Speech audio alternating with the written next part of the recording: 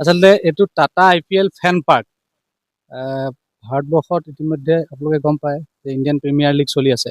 যিবিলাক ঠাইত এই প্ৰিমিয়াৰ লীগৰ সোৱাদটো ৰাইজে পোৱা নাই, এটা BCCI এটা প্ৰচেছ লৈছে যে এণ্টাৰ ইণ্ডিয়াত এনেকুৱা ধৰণৰ কেইটামান ভেনু ঠিক কৰি পেলাই IPL ফেন পাৰ্ক, ইয়াতে আজি এখন মেচ আছে, ৰাজস্থান ৰয়েলছৰ লগত এখন মেচ হ'ব আৰু ইয়াতে কিছুমান ফান হ'ব। ইয়াতে বাচ্চাবিলাকৰ খেলিবলৈ বা বেলেগ বেলেগ সকলো মানুহ আহি পেলাই ষ্টেডিয়ামৰ যিটো মহল, এখন ষ্টেডিয়ামত যেনেকৈ খেল চাই থাকিলে যিটো পৰিৱেশত মানুহে খেল চাই থাকে, ঠিক সেইধৰণে খেল উপভোগ কৰিবলৈ পাব। সেইকাৰণে আমি প্ৰথমতেই আচলতে গোলাঘাটক চিনাক্ত কৰাৰ বাবে বা গোলাঘাটলৈ এই সুযোগটো দিয়াৰ বাবে মই সৰ্বপ্ৰথমে BCCI সচিব, অসমৰ সুযোগ্য সন্তান, আমাৰ সকলোৰে শ্ৰদ্ধাৰ দেৱজিৎ শইকীয়াক ধন্যবাদ জনাইছোঁ।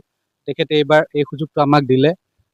অসমত ইয়াৰ আগতে তিনিচুকীয়াত হৈছিলে আৰু এইটো বৰ্ষতে অহা 23 তাৰিখে শিলচৰত হ'ব। গতিকে আজি আৰু কাইলৈ, আজি সন্ধিয়া 6 বজাৰ পৰা ইয়াত প্ৰথমখন মেচ শেষ হোৱালৈকে চলিব আৰু অহা কাইলৈ দিনৰ 2 বজাৰ পৰা এই সকলো উপলব্ধ। আৰু এটা কথা আপোনালোকক মাধ্যমৰ জৰিয়তে আমি ৰাইজক জনাব বিচাৰিছোঁ যে ইয়াৰ এটা আমেজ ল'ব লাগে, এটা সুকীয়া আমেজ, এটা সুন্দৰ এটা খেলৰ পৰিৱেশ, এটা সুন্দৰ আনন্দমুখৰ পৰিৱেশৰ মাজত সকলোৱে একেলগে খেল উপভোগ কৰিব পাব। সেইকাৰণে সকলো গোলাঘাট ষ্টেডিয়ামলৈ আহিব লাগে আৰু ইয়াৰ কোনো প্ৰৱেশ মূল্য নাথাকে, ইয়াত সকলো আহিব। সুন্দৰ ব্যৱস্থা কৰি থোৱা আছে, ছিকিউৰিটিকে আদি কৰি সকলোবিলাক আছে।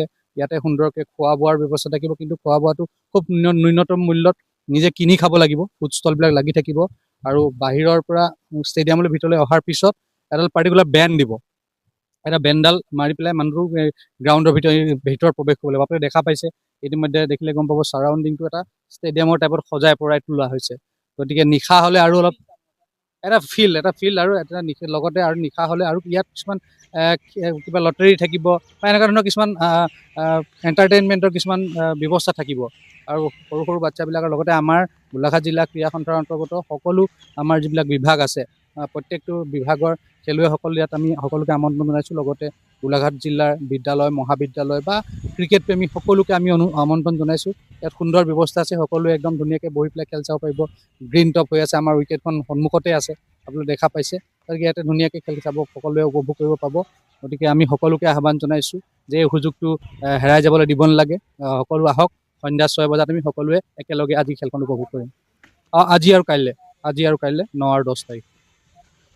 কাইলৈ 2 বজাৰ পৰা মেচখন, কাইলৈ যিখন মানে আপোনাৰ 2 বজাৰ মেচখন আছে, আজি 7টা বজাৰ পৰা যিখন মেচ আছে সেইখন মেচখন 6:30 বজাৰ পৰা আমাৰ এইবিলাক সকলো মানুহ আজি আৰম্ভ হ'ব আহিবলৈ।